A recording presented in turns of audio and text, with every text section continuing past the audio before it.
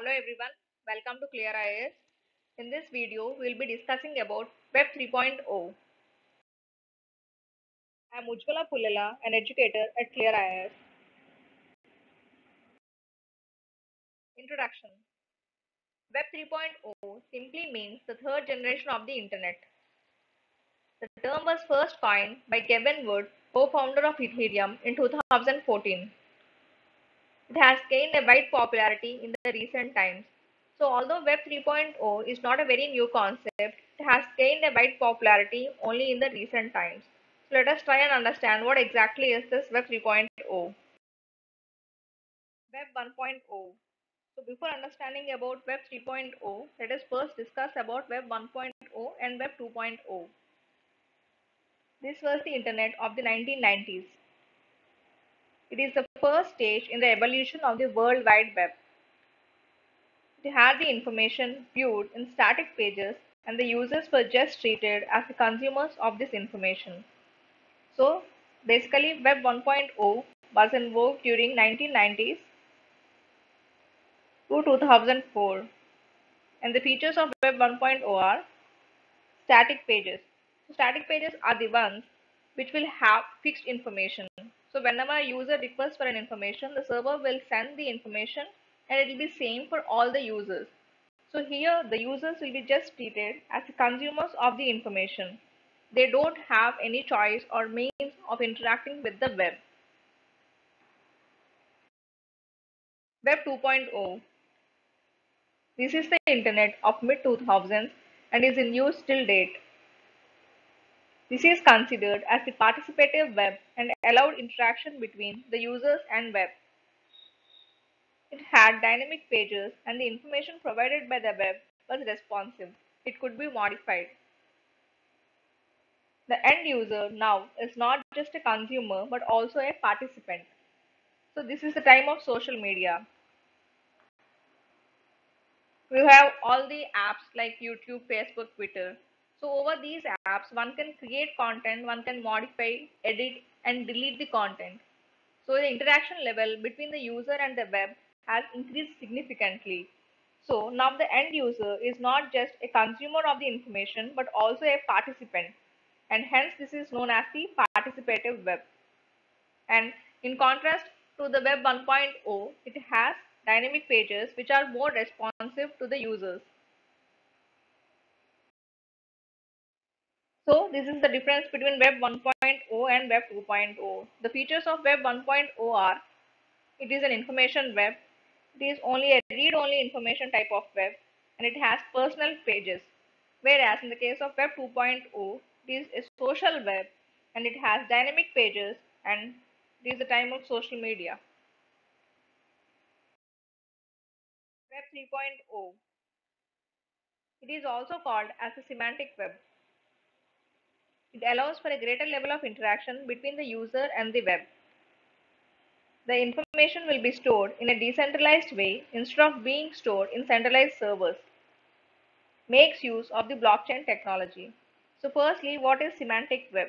Semantic web is the one which uses artificial intelligence or AI and it thinks like human. So the behavior of the users will be analyzed here and based on his choices, the data will be provided. See, we have seen in the case of Web 1.0 that it has static pages and the information provided by these pages will be similar to all the users. Whereas here, based on the user's preferences and choices, the data will be provided differently to the users. It allows for a greater level of interaction. So since it is a semantic web, the interaction of the user and the web is increased significantly in the case of Web 3.0. And the information here will be stored in a decentralized way. See, one of the prime concerns for everyone regarding Web 2.0 is the issue of privacy. The data of the users are stored in centralized servers by the networks like Twitter, Facebook, YouTube, etc. So there is a concern of privacy for everyone regarding how this data is being used by these high-end companies. But in the case of Web 3.0, what happens is the information will be not stored in these centralized servers and it will be stored in a decentralized way, that is the peer-to-peer network. And this information will be safe and secure. It will be safe and secure. Why? Because it will be making use of this blockchain technology. Features of Web 3.0. As we have seen, security is one of the features of Web 3.0.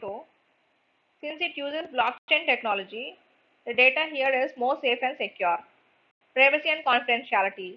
As we have seen that it makes use of peer-to-peer network and the data is not stored in centralized servers. So the privacy and confidentiality is much more higher in the case of Web 3.0. So the user will have more control over his data. Interoperability. Web 3 can be accessed from multiple devices. Permissionless blockchain. Semantic verb. As we have seen, Web 3 is a semantic verb. That is, it provides information by analyzing the choices and preferences of the user. The history of the web. As we have seen that from 1990 to 2004, we had this Web 1.0. And after 2004 till date, we have this Web 2.0, which is interactive web. And the future is of Web 3.0, which has the features like decentralized networks and it is private and secure. Blockchain technology.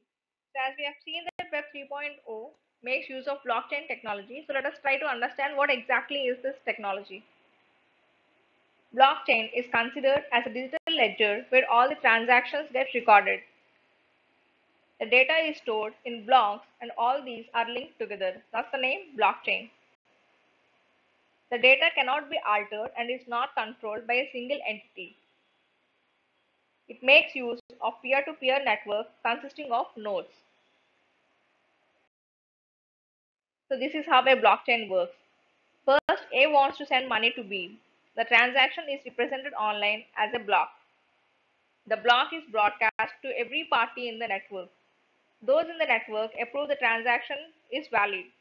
The block then can be added to the chain, which provides an indelible and transparent record of transactions. So finally, the money will get transferred from A to B. So what happens is, a transaction, an individual collection of data is represented as a block. And this block will be shared across all the parties in the network, which are also called as nodes. So something when a block has to be added to this blockchain, everyone in the network has to approve that the transaction is valid. So the modification or the changing of an individual block gets difficult because it is shared across all the nodes in the network. Thus, blockchain is said to be more secure and safe. Pros of Web 3.0. Users will have more control over their data. The data is secured and cannot be easily tampered with. A personalized experience over the web. Since it is a semantic web, users will have a personalized experience over the web. It's highly reliable. Cons of Web 3.0. Requirement of technological upgradation. The servers which are in use now, they cannot be used for implementing Web 3.0. They need to be technologically upgraded.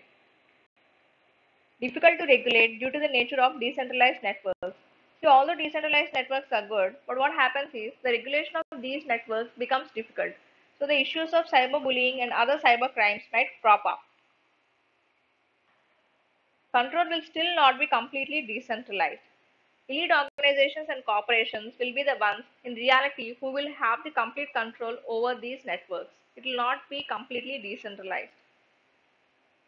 It is complex and is difficult to comprehend. A level of digital knowledge is required for one to use this Web 3.0. It is difficult to understand and comprehend. See, Web 3.0 is a relatively new concept and it is still being developed. So before understanding about all the pros and cons of this Web 3.0, a lot of information is further required. So only time will tell how Web 3.0 will turn out to be. So this was a short discussion regarding Web 3.0. I hope it helped you in understanding it in a better way. Thank you and please subscribe to our channel ClearIAS.